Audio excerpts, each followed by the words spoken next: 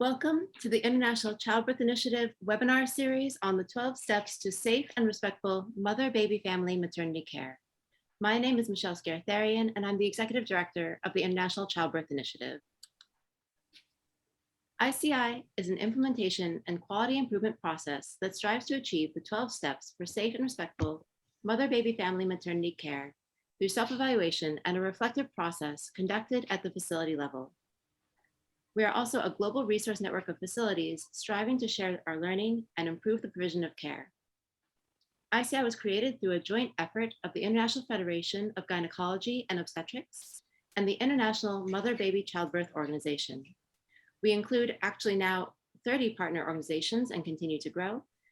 And ICI is open to all birthing facilities who are willing to commit to delivering safe and respectful mother, baby, family, maternity care. Our first two presenters today are from Brome, Missisquoi Hospital. Their philosophy of care is centered on the needs of families and newborns. They are the first hospital in Canada to receive WHO's recognition of the baby-friendly hospital from the Ministry of Health in 1999, and they joined ICI in 2020.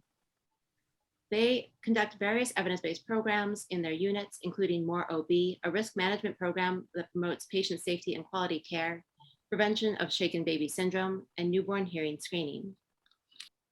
So Brome Missisquoi Hospital's team is represented today by Sophie Perreault, a nurse manager since 2018. She has worked from 1999 to 2007 as a nurse and assistant nurse manager in the maternity unit. And then she spent 11 years as a perinatal assistant nurse manager at the community center CLSC La Pommeraye, and she's a lactation consultant since 2007. Their second presenter is Mélody Marcoux, who has been on their team since 2010 as an administrator assistant. And before that, she was an administrator assistant at their professional services department. Our next presenter will be from representing our team at Moi University, Dr. Everlyne Rotich, a health expert and currently the County Executive Committee member in charge of health services for Uasin Gishu County, Kenya. She has her PhD in nursing from the University of Cape Town in South Africa and a master's in midwifery from the University of Nairobi, as well as a bachelor's in nursing from the University of Eastern Africa, Bariton. She has worked on strengthening the capacity of academic and non-academic institutions to deliver improved health outcomes as a senior lecturer at Moi University and a nurse manager at Moi Teaching and Referral Hospital. And we're very pleased that Moi University has also been a partner of ICI since 2020. So today's step is step 10, have a supportive human resource policy. So I'm very pleased to give you our first presenters, Sophie and Mélody. Thank you, Michelle. Hello, I am Sophie Perreault, nurse manager at the maternity ward at Brome Missisquoi Perkins Hospital in Kansville. We are located about an hour from Montreal and near the US border. I am joined with Mélody Marcoux, my administrative assistant. First, I would like to introduce you to our hospital. BMP Hospital is a part of Integrated University Health and Social Service Center, called in French, CIUS de l'Estrichus, with 4 maternity and midwifery services. Our families are mostly French-speaking and about 20% of English-speaking. Our unit has 10 birthing rooms where the family can stay about 48 to 72 hours. Babies rooming in with their parents. We had over 800 births last year. Our staff includes 5 OB-GYN and 10 family doctors, 1 nurse manager and 6 assistant nurse managers, 38 registered nurse, and 3 clerical staff. About the step 10, it says, have a supportive human resource policy in place for recruitment and retention of dedicated staff. Ensure that staff is safe, secure, respected, and enabled to provide good quality, collaborative, personalized care to women and newborns in a positive working environment. At the CIUS, there are over 21,000 employees. An integration guide is made available for all new employees. Our organization offers a wide range of benefits, such as 10 days of paid sick leave, 13 statutory holidays every year, a group insurance plan after 3 months of service, which includes paying prescription drugs, dental care, health professional treatments, a defined benefit pension plan, job security after 2 years, 4 weeks vacation after a year of service, as well as a work and family balance as much as possible. A health, well-being, and recognition program is offered at the CIUS de l'Estrichus. This includes free physical and psychological activities, corporate rebates on entertainment, hotels, spa services, and much more, with over 70 partners in our region. Special events are also organized to celebrate the retired staff, the over 20 years of services, holiday season, and the contributions from our members on improving the quality of care and services. Live Session is a training program that promotes a healthy lifestyle by offering easily accessible fitness and wellness options. The employees can enjoy a workout in the comfort of their home by using the Live Session application. At the CIUS, we have 3 wellness programs to help our team with stress management. First, the Employee Assistance Program includes 8 sessions with different professionals that remain confidential. If needed, sessions may be added. This program offers support regarding mental health, anxiety, emotional issues, as well as work-related problems. A mobile application is available to all members of our staff. LifeSpeak. This is a platform that includes videos, podcasts, tip sheets, expert blogs, live chat sessions, and a COVID-19 resource center. It's a way to obtain information on many subjects from different experts. The employees who watch various videos can participate in a draw and have a chance to win a health and well-being prize. Lastly, with the ongoing pandemic, a new project regarding a peer support group is now in place in collaboration with the Canadian Red Cross Society's Psychological First Aid Program. They offer an online course that is self-paced, lasting up to 90 minutes. Our unit has 2 support persons to help identify any distress within the team. We can also rely on the involvement of the employer. About health and security working environment. We've got harassment and civility policy, prevention of infection, safe maternity program. In Canada, employers are obligated to take appropriate action against any employee who harasses someone. It's zero tolerance policy regarding violent behavior. Our policy was established in 2016 and revised 2 years ago. We have a phone number where confidential complaints can be made. We have an infection prevention and control department whose goals are to protect users, visitors, families, and our staff against healthcare-related infection.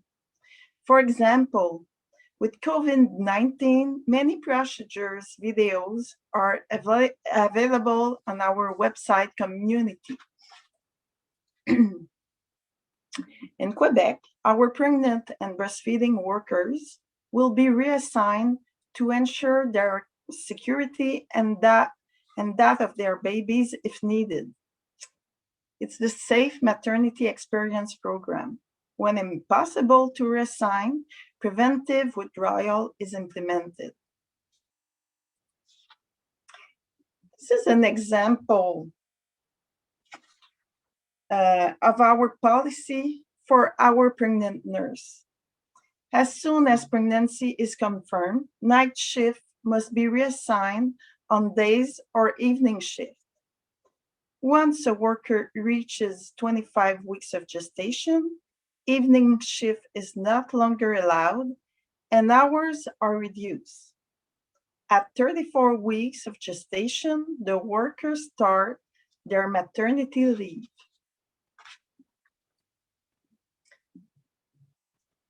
About the Quebec Parental Insurance Plan, it offers two plans with different rates of income replacement. In addition, paternity leave can begin on the week of birth or later as they wish. The parental leave can be split between the parents. The government's employees are able to extend their leave in additional 2 years without pay, but their seniority continues to accumulate while still receiving taxable benefit like insurance plan. In conclusion, the best way to implement the Step 10 is to foster a team environment with good communication. Example includes proximity with staff, kindness, consideration, implementing a buddy system in the workplace with new employees, active listening, having support from upper management, and surrounding yourself with good leaders to help you build the program. And keeping active too. This is a part of our maternity team in Quebec at the hospital. So thank you for your attention.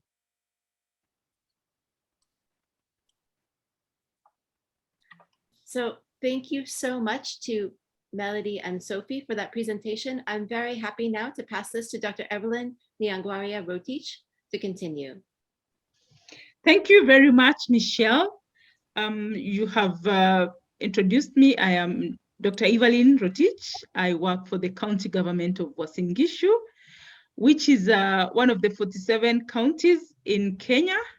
It has a population of 1.2 million. We have 5 hospitals and 17 health centers and 116 dispensaries within the region. We have about 1,500 staff who work in the different health facilities. We have, in our county, we have 6 sub-counties. You can see the map of our county with the different health facilities. We have 6 sub-counties. You can see the different colors. There's Soy, Moiben, Tarbo, Kapseret, Ainabkoi, and Keses within our county. So, and those are all the health facilities within our county. Our county has a human resource policy that clearly outlines the terms and conditions of employment, the code of conduct, issues to do with salaries and advances, allowances, medical benefits, gender mainstreaming, disability, leave, training and development, performance management, employee relations, health and safety, and terminal benefits. These are all clearly outlined to really guide management of human resource. We know that human resource is considered by World Health Organization as one of the building blocks in the health systems and critical in achieving the sustainable development goals. The human resources for health, the 6 building blocks that WHO recognizes in as a health system are leadership and governance, healthcare financing, and in health workforce, it defines a health workforce to be having qualified staff, job satisfaction, motivation, conducive structure, appropriate and timely feedback. Other building blocks include medical products and technologies, information, and service delivery. In achieving the Sustainable Development Goals, especially Goal 3, to ensure healthy lives and promote well-being for all at all ages, target 3.8 of achieving universal health coverage including financial risk protection, access to quality essential healthcare services, medicines and vaccines for all. The means of implementation of the targets, if you see in column 6, okay, the bigger column 3, you will see 3C, increase health financing and health workforce, especially in developing countries. So health workforce is very critical in the aspect of human resource. There are different policy guidelines that guide human resource in different countries that talk about the projections, the requisite skill mix, recruitment, opportunities, education, retention, motivation, expectations, and behaviors of health workers. These policy guidelines, looking at these, supports to have a working health system. There's also need in the policy guidelines to have needs assessment to check at improving the competencies of the healthcare providers every time. Looking at the current situation, we have COVID-19 pandemic. The COVID-19 pandemic required the different governments and the different ministries of health to improve the skills and competencies of their staff and in order to augment productivity. We didn't know really the effect. There was a bit of scare among all of us. We were a bit scared that with the COVID-19, how are we going to handle clients? So there was need to improve the competencies and to educate the people. And now we are able to handle the COVID-19 pandemic easily. We are now able to admit the women, we're able to monitor them. So those are some of the things that we do in the needs assessment in the HR. Then there's also importance during development of the policies to involve different stakeholders. And this includes the healthcare workers themselves. It includes the general population, the policymakers, the legislators, and the other civil society, so that we are able to have, it is good to have in the policy the needs that meet all of those. There's also monitoring and evaluation for the adjustment of interventions to a changing environment. This requires a stock of health workforce. Sometimes you find that there are increase of services in certain health facilities. And so if we do not check, if one does not check on the health workforce, you may find the existing health workers are overstrained, or the new service that is being provided may not have the requisite human resource to handle properly that service. There's also a need to have sufficient and predictable funding. We find that several institutions in health really do not add a lot of money in because of the competing resources, especially in the low resource and middle resource countries. You find that health is still underfunded, and there is need to have that funding so that there is access to the services. The key role in leadership and governance over the years now that have been in leadership and governance, actually, I have seen the importance of having a valued, well-supported and developed health workforce. It makes work easy, and you're able to achieve the institutional or organizational objectives easily. So that requires to have a clear, because when you relate with the unions or other bodies that talk for the healthcare workers, they are really talking about the job design, performance management, which we put in our human resource policy, career pathing, remuneration, labor relations, the work environment. Sometimes we expect, leadership, you expect staff to really provide, but a good work environment, planning for human resource requires that looking at the work environment and what is needed, the resources required to ensure that staff are able to provide that respectful maternity care. There's also sometimes workplace culture that needs to be looked at. There are some very positive workplace cultures, and probably there are others that may not be good. And it's always good to look at that. The leaders need to look at that. Other very good human resource practices include support supervision, being able to visit the healthcare workers in their place of work and support them where they are not able to give to their best, perform to their best, or when there are new policies or new guidelines, when you visit them at their own place of work, you're able to support them. You are able to understand the challenges that they go through. Then this also support supervision encourages availability of healthcare workers. You find that sometimes mothers, most of the time, the mothers we take care of, those in the reproductive age, are women, probably career women and women looking after other children at home.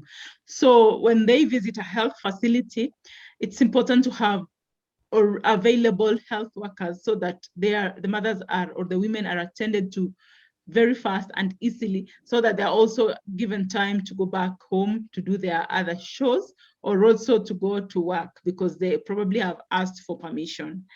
And then there's also important, one of the good practices in HR is to look at addressing the health worker grievances.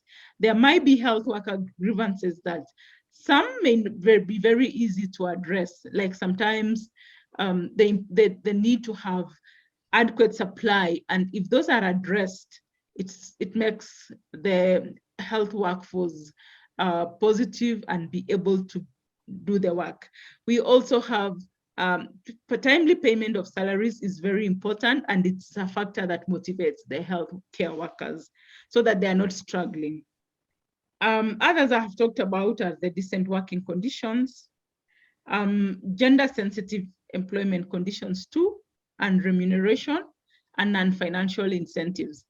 Gender-sensitive means looking at, in Kenya, there is a third gender rule that stipulates that a third of the health of any workforce should be from one of the minority gender. So we cannot have more than 2/3 of one gender in an institution. So that is one of the policy guidelines that is provided.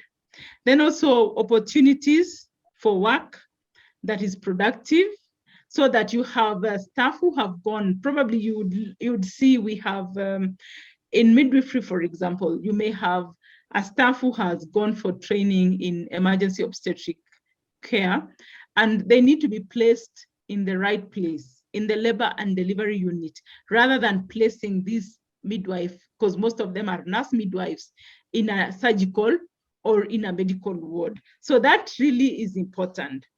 Another important issue is for staff to be assured of their jobs, to have job security, manageable workload, and support supervision and organizational management, which I had alluded to earlier. Then there's also need to provide career development pathways to ensure that there's that rotation schemes where appropriate. If you have a maternity unit, it is good to probably have staff rotate in the different units. One time in the probably antenatal care, another time in labor and delivery, another time in the postnatal ward. And then have adequate facilities and working tools and adoption of specific measures in a context. And I just want to talk about the best practices in management of human resource. If we can harness where feasible and cost-effective information and communication technology opportunities, it will really help in a very big way. An example where this can be utilized are in the rural areas, whereby you can have a mother having complications, or probably if a mother needs to have an ultrasound done in a rural area where we do not have a radiologist or an obstetrician, they can be able to review that if we have good ICT. And they are also important in e-learning. The issues I talked about, CPD, we can have CPD through e-learning. We can also have electronic health records, whereby a client doesn't need to carry. In Kenya, the situation, by the way, is still interesting. In some of the areas, you find that a client carries a notebook, and that is where the notes are recorded. Sometimes you find that the continuity of care is not achieved because sometimes the client forgets the card that has the health records, that you can make access to the health records, or even sometimes they forget the book at home. So sometimes follow-up becomes challenging. We can have telemedicine. I think I have talked about that. And we can have feedback using ICT. Also patient safety, promotion of patient autonomy, and we can have different aspects using ICT. The importance also of having supportive human resource policies is that you realize and achieve increased staff productivity. There's also, when it is supportive, you can be able to reward and sanction staff without bias. There is increased workforce productivity rate. There is reduced staff absenteeism rate. If you have clear guidelines guiding work shifts, you will not realize, you will not find that there are many people who don't come to work because there's a clear timetable. Sometimes you find in some remote areas, staff just come in to work. Let's say we have few staff in a health facility, about 3 staff. So sometimes they don't see the need of having a duty rota, for example. And you find that it may end up having like some local arrangements because really no one would know, even if the supervisor goes, they will not know that who was supposed to be on duty and who was not supposed to be on duty. So those are the importance of having good supportive HRH policies. Then there is improvement in percentage of staff on performance contracts. Challenges in HRH affecting service delivery. When we have serious challenges, we have shortages, then you find that the waiting time may increase, the skill mix imbalances, and the maldistribution. For reproductive health mainly, you may not get the services that are required, especially if you do not have a referral system or a system that has different skill mix. Like you need an obstetrician, you need a midwife, you need a neonatal nurse. So if it is very important to consider the skill mix in the different areas. Then it's also important to have interprofessional collaboration. I don't know whether it happens in many countries, but I know there are countries that have that issue of superiority of other professions over others, and that brings really a barrier and affects service delivery.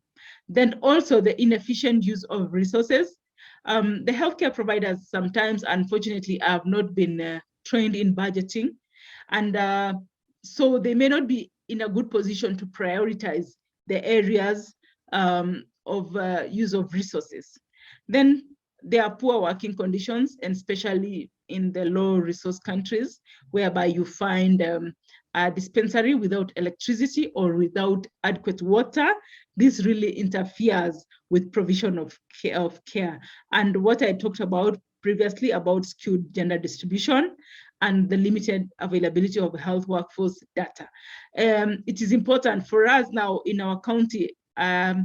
We have very many health facilities, as I talked about. I have about 127 health facilities, and it's good to know the number of staff in those health facilities. So having a good health data, health workforce data is very critical, because we have rotations of staff, we have staff who request to be transferred.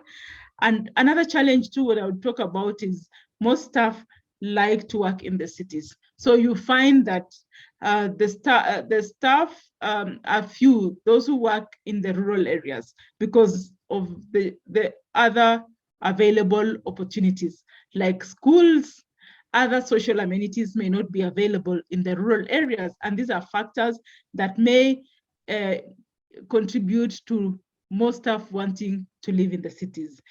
Another big challenge now in the next 5 years, we will have a problem with the number of staff because of the aging workforce. We have a very number of staff in their 55 years in most of our facilities, and that is a challenge. And you know, replacing them is not something that can happen because there are no resources to replace them. You have to replace them gradually as they retire. So these are some of the challenges that affect the human resource. What I'll talk about, there's some researches which have been done, and the health worker wishes are knowledgeable, updated midwives, professional regulated midwives who have defined team roles with proper motivation and reward, and adequate staffing and deployment. Those are the major issues that affect human resources for health. And for now, I'd like to stop there, and I thank the audience for listening to me. Thank you very much. Thank you so much, Everlyne, Sophie, and Mélody. This was a fantastic introduction to this topic, and now we have some time for discussion. So I want to ask all of you, because each of our teams is coming in and they get the choice to look at the 12 steps and decide where they want to start. So do you have any sort of feedback for them about why they should start with step 10, why they should start with the human resource policies in trying to create a safe and respectful care maternity environment? You haven't. The happy workers. Yeah. If you're happy at work, you're gonna share your experience. You're gonna be. You're gonna give more quality of care. Mm-hmm.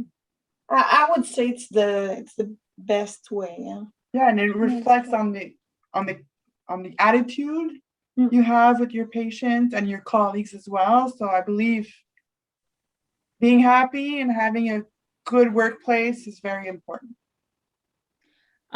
For me, I think why you should start with the human resources to understand the staff. Human resource is very critical. So as you are going to delve into the other areas of working into provision of care, I think it is first of all good to understand this human resource, what is required in having a good workplace policy about taking care of staff, so that once you take care of yourself, then you can be able to easily incorporate the other aspects. That's true. Yeah. Well, Everlyne, what is the age of retirement for health workers in Kenya? Oh, the age of retirement for health workers in Kenya is 60 years. For actually all the employed health, not only health workers, but for the employed government workers is 60 years. But in the universities, it is a bit different. It's 65 years. And in the legal, the judges, 70 years. Wow. Yes. It's about the same here in Quebec. Well, usually a nurse can go on his retirement plan around 55 years old, but that's her choice. She can continue until because we've got a lack of employees now. We need some employees in Canada, so we need some nurse. So I'd like to ask you about that actually, because I think this is a challenge for most of our hospitals. I think in every place, everyone is facing a shortage of some healthcare workers, and I think there's a question of how do we give these supportive human resource policies if they already don't have enough staff, and sort of how do they prioritize and manage. So do you have any sort of feedback from your experience about what you've what's happening in Canada? Well, I would say about the best way to keep our staff is to give them for the young nurse, to give them good education on the workplace, and having them in our team with, as I said, it's like body system implementation. That's going to help a lot. So they're going to be more confident to work, and they're going to last. They're going to learn faster than before. So I think it's a good tip. Do you think of something else, Mélody? How to attract them to come into maybe the Yeah. work schedules. Yeah. Reorganizing their work schedules, especially for the young mothers that come back to work. Yeah. I think that's a big part that would help Yeah. keep them at work, actually. And how do you assign the buddies for the buddy system that you do? How do you sort of match people together? Usually I'll go with, I've got a nurse who's got university degrees, a lot got university degrees, but I've got some that they like to share their experience. So usually they're good teachers. And we work with Sherbrooke University too. So we work with the teacher at the university, at the college, to because all the attendez stagiaires,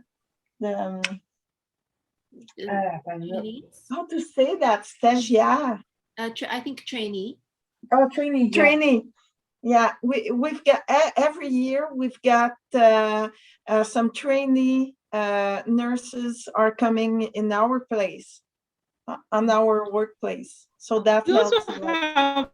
have that's the same thing, by the way, in our county and in our country. We have they practice in the clinical areas. In the hospitals, we have the student nurses or student doctors all practicing in the workplace. It helps. It's one major, it is two ways. Sometimes they provide the services unsupervised. So definitely interfering with the quality of care. And when because of the shortage of the lecturers too, who are not able to follow them in the clinical areas. And sometimes you find that the healthcare workers now, once they see these students, they leave them work and they now find that it is time to rest for themselves. Okay. So that is a bit of a problem. So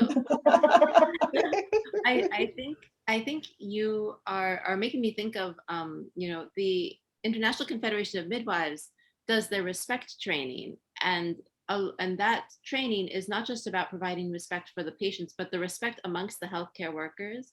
And I think even the respect of the new trainees and the newer younger staff, and trying to encourage like that positive workplace that is and focusing maybe a bit more about how the staff are treating each other, and and providing that support. So I think that's they have a curriculum where they're trying to teach that explicitly. So there's training sessions that are just about how do you create that respectful atmosphere, and a lot of it is focused on experiences, because I think many people have experiences of disrespect in the workplace, but by their coworkers. And for many of them, I think it starts when they're very junior, when they're just entering the workforce. So there's actually bullying. I would say that there's bullying in the workplace, and especially when you're younger. And also sometimes it may not even end as you grow in the career, you still find such kind of bullying in the workplace. And I think it's worse in our society, because it's a patriarchal society where the patriarchy system is deeply ingrained, with no voices for the women and for the ladies. Yeah. So I think we're trying to encourage that change, that there should be respect at all levels. And I think the model that you have in Quebec is very good of encouraging the older staff to take on a role of providing, sharing knowledge. Yeah. And I think what you're proposing as well, as far as the paying attention to shifts and making the, and maybe even getting the staff feedback for the shifts is really important. Everlyne, I don't know if there's any experience of that you have in Uasin Gishu as far as any issues that come up. The issue of shifts, yes, we have issues of shifts, especially in the remote areas. Most of the staff could be living far away from where they work from. So you'd find that they prefer certain shifts so that they can be able to go home early. There are also challenges to do with transport. Sometimes the staff is not able to arrive at work in good time because there might not be available vehicle that leaves the city to the remote area in good time. And maybe most of them do not have their own personal vehicles. So that actually interferes with the shift and their working hours. And some, it may be others are having, they're studying, or some are having their part-time jobs elsewhere. And those are the issues that affect shifts. And working with shifts and calculating the day offs also is another challenge. Sometimes we have shifts that we have 6-hour shifts, sometimes 8-hour shifts, sometimes night shifts, and then compensation after the shifts. Sometimes you find that we have, yes, a policy on days off, but because of the far areas, you may not be able to monitor those shift issues. Yes. Yeah. And Everlyne, I appreciate that you're highlighting the issues specifically for the rural healthcare workers, because I think, or in the rural facilities, because I think you're right, it is different. And it is a challenge. And I was actually, while we were getting ready for this session, I was looking at some of the research, and they're looking at, I think everywhere around the world, how do we keep healthcare workers, how do we meet the demands in rural communities? Because they're finding that healthcare workers only want to work in a rural setting if that's where they're from. And so it's, how do we, and we can't really change, how do we attract people from rural settings to, I guess, go into healthcare so that then they want to stay there, and they can be in their hometown and practice. So it's Sure. But then again, I think all the training programs are in urban settings. So you have to go displace to an urban setting to do your training, and then you have to go back to your community, but then maybe you don't want to leave once you've Once you've gone to town, you don't want to go back to the village. That is what we have seen, definitely. Thank you so much, Everlyne, Sophie, and Mélody, for this presentation today. Thanks to all of you who've joined us for this session. We hope that you'll go on to watch the rest of the sessions in our 12-step webinar series, and we hope to see you again with us soon. For more information, please go to icichildbirth.org.